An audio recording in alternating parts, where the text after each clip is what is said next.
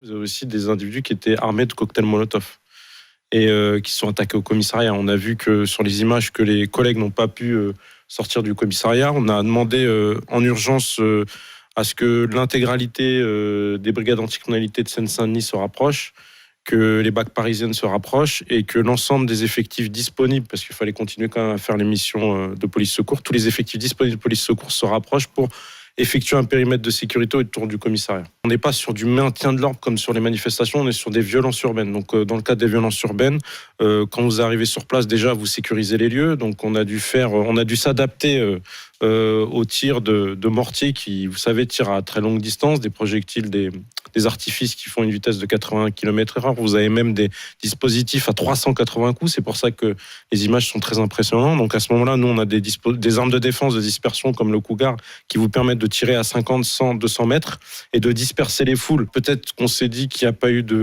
d'expression de colère ce soir-là parce que justement, il y a peut-être eu ce communiqué du parquet, mais après, vous avez les réseaux sociaux et on a été pris, on a certains partis politiques comme la LFI, même plusieurs cadres de la LFI qui ont tweeté en attisant la haine contre les policiers. Quand vous dites un refus d'obtempérer ne mérite pas la mort, c'est à charge, tout simplement à charge. Et à un moment, au lieu de... Qui a dit ça?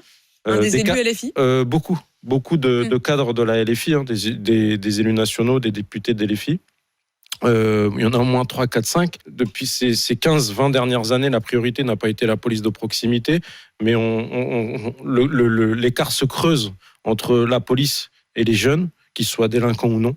L'écart se creuse entre certains quartiers et les policiers, parce qu'aujourd'hui, malheureusement, la police de proximité, ce rapprochement avec la population, avec l'éducation nationale, avec les partenaires de prévention, l'écart se creuse parce que il semblerait que ce ne soit plus une priorité. Comme ça a été le cas dans le cadre de l'affaire Naël, je pense qu'on n'est pas à l'abri de ce type d'attaque. Donc, on va essayer d'éviter au maximum l'effet boule de neige.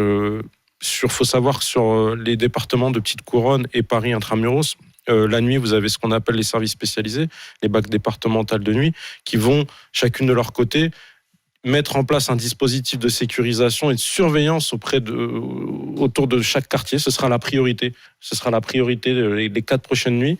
Et ce sera aussi, je pense, la priorité le week-end prochain. Vous vous sentez serein ?